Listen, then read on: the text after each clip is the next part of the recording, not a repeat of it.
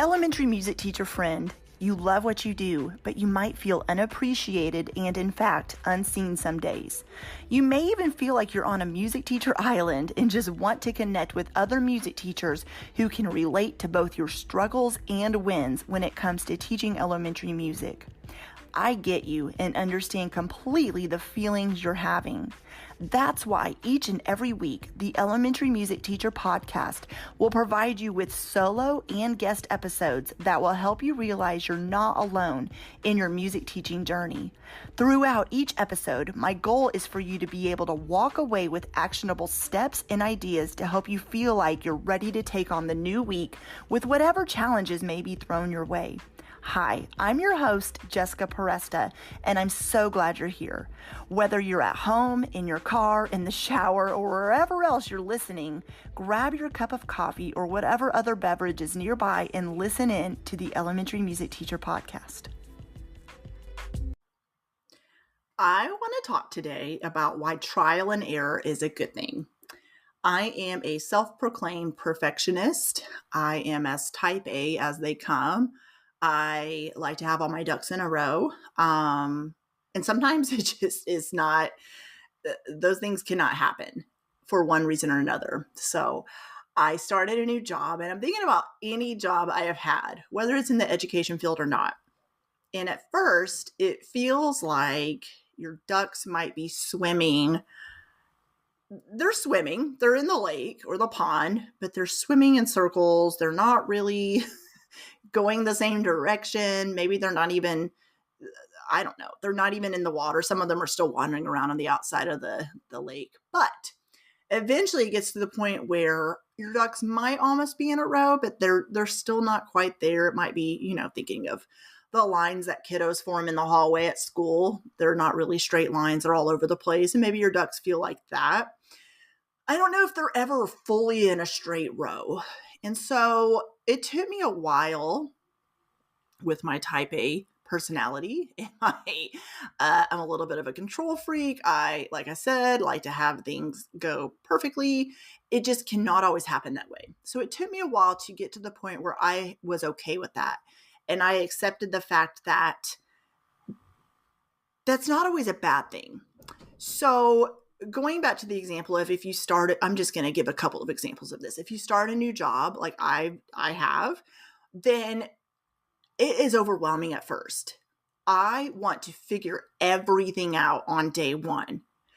But I realize that there's no way I can get to know all my students, have a plan in place for everything I'm going to do, get to know all my colleagues, understand the ins and outs of the particular school I'm working at, and so on and so forth on day one.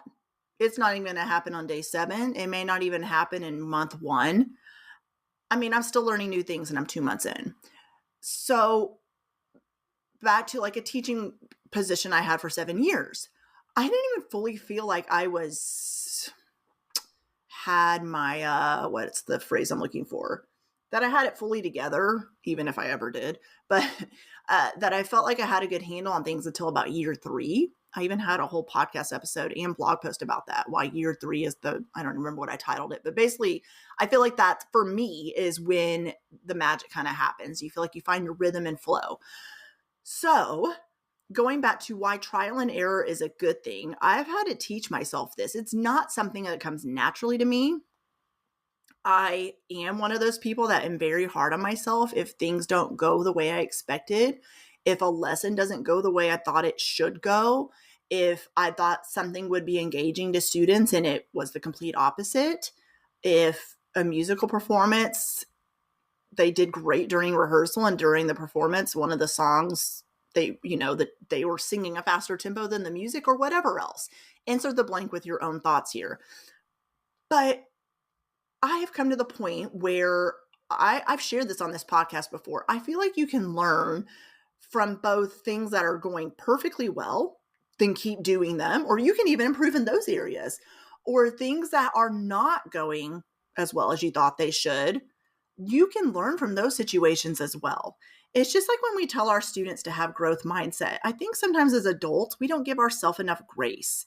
We are fully running this race of life, and we have all these expectations put on us from ourselves, first of all, but then also from your boss, other teachers you work with, even your students, the parents, everyone. And so you're trying to follow all these rules and make everyone else happy. And in the process, I'm speaking to myself here, you lose yourself and your creativity and your the fun aspect of it. And you kind of, I know for me what happened. That's a lot of what happened is I got so rigid with it. I was so, everything has to be perfect. And I was so stressed out about pleasing everyone around me. And what if they don't like it and all this stuff that I ended up getting to a place of anxiety, honestly. So when I got to the point where I'm just going to be honest, having an I don't care attitude sometimes, it doesn't mean you don't care about what you're doing. I'm not saying you don't care about your students. I'm not saying that you don't care about your job. I mean, not caring so much about everyone's opinions, because the thing is, you're never going to please everyone, ever. You're never going to. You could have the best performance in the entire universe, have every ORF arrangement ever created that students are playing. You've incorporated recorders. Some kids are playing ukulele. You have some kiddos doing some kind of dance. There's all this movement involved, and they're two-part harmony. I don't know. I mean, you've literally put everything into it, and you're still going to have some parents complain about something. Or you're still going to get a comment from a teacher. Oh, well, Mr. Blah, blah, blah, blah did it this way. You know, we all hear these comments all the time.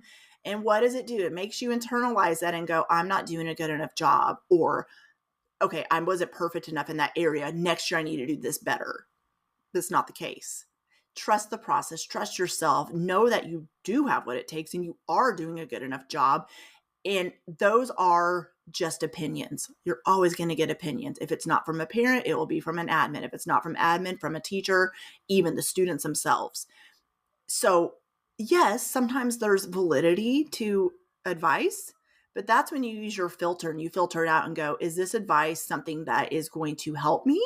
Or is it something that is just their opinion and therefore it does not matter? So I experienced this firsthand when I put on a winter performance, and every almost teacher that worked there had their own opinion of how the winter performance used to go. And you need to do it this way. And this is how we've always done it. This is the closing song. And I was listening. I was trying to please everyone because this is how they had always done it at the school. But at the same time, I tried to do something different. And I did basically like a whole performance of Christmas songs from the movies. And it was really cool. But because it was different, I had some people that still hated it. But the students loved it and the parents loved it. And I thought, I'm here to teach music, and I'm here. My job is to instill the love of music into these students, and not so much to just please what everybody else like. I mean, I'm listening to your opinions, but I can't. Everybody had a different opinion, and there's no way for me to please everyone and to do what they're all wanting, and especially to do that well. So, trial and error. I want you to remember that you are going to make mistakes. You're going to mess up, whether it's in your classroom, whether it is with a comment maybe you make to a teacher, maybe it's in an email you've sent, maybe it is you forgot to turn lesson plans in. I don't know, insert the blank. You're going to mess up in life and teaching everywhere, but you can learn from these mistakes. You can learn from the fact that this is something I don't like, or I don't like how I handled that, or I did not respond well to that parent when they gave me their opinion. What could I do better next time? So trial and error is good. Like, you tried it, it didn't work, try something different. And I think it's all about having growth mindset, all about doing some self-reflection from time to time about what am I liking that's going on? What do I need to change? So learn from your mistakes. Don't run from them. Don't get mad at yourself if things don't go the way you want them to. I'm not saying it's going to be perfect, and there's going to be days where you got to stop and process for a minute, and there's going to be some days that it seems like all day long it's a mistake. But which of those mistakes can you learn from, and which ones can you, fix or change something to make it a little bit better for next time? I think trial and error also teaches us to be flexible. I already told you at the beginning of this episode and in other episodes that I'm a self-proclaimed perfectionist. Flexibility is very, very hard for me. In fact, I'm going to open my Instagram right now because I shared a story. Oh, it's not here anymore. Well, I'm going to have to try to remember and paraphrase it. Basically, this quote said something like, I am a completely flexible person as long as the plans don't change, things go the same way I want them to go, and something else like that. And I thought, man, that is so me. I have gotten so much better, but I am such an uber planner that I don't like things to change. I want to stay in control. I want to control everything around me. I want to make sure that the plan is the plan and it doesn't change. And if it does change, you're going to give me enough notice. So flexibility is going to look different depending on who you are as a person. I think of one of my sisters. She is type B personality all day long. She rolls with the punches. She's so flexible. She sent me it was this lady talking about two different types of sisters.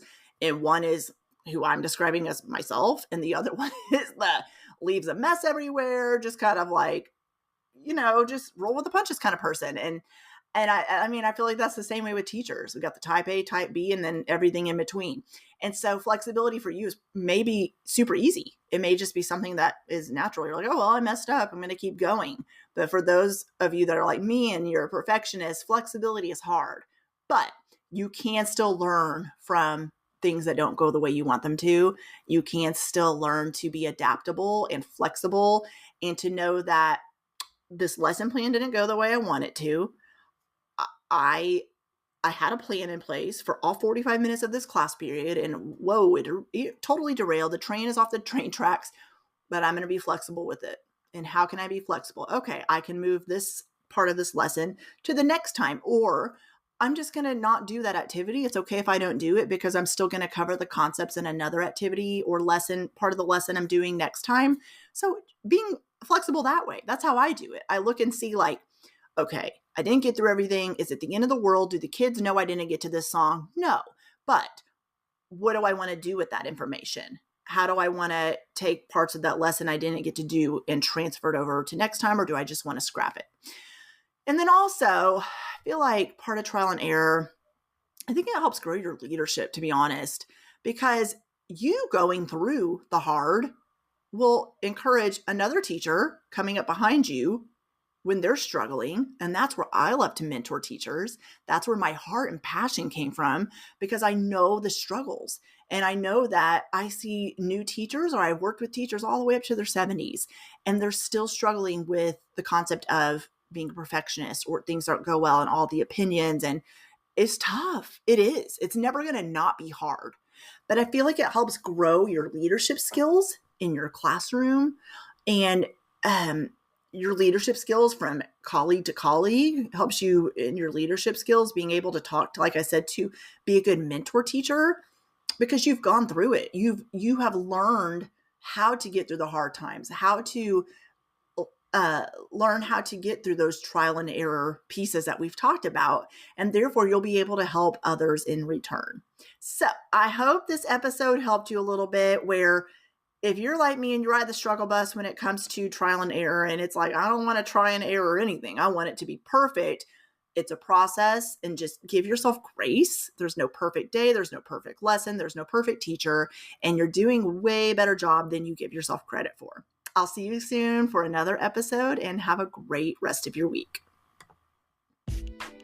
Well, hey there. Thank you so much for listening into the Elementary Music Teacher Podcast. There is an exclusive Facebook group just for listeners of this podcast and any elementary music teacher, called the Elementary Music Teacher Community Facebook Group. Come on over and join us there, where we have conversations around the podcast episodes and encourage each other each and every week. And also head to my website, thedomesticmusician.com. I have some free resources there that you can download to help you gain traction in your classroom today, as well as the blog and the membership site and all kinds of other goodies to help you keep going in your music teaching journey. I cannot wait to keep connecting with you and encouraging you and spurring you on in your journey of teaching elementary music. Hang in there, have an amazing week, and I will see you soon.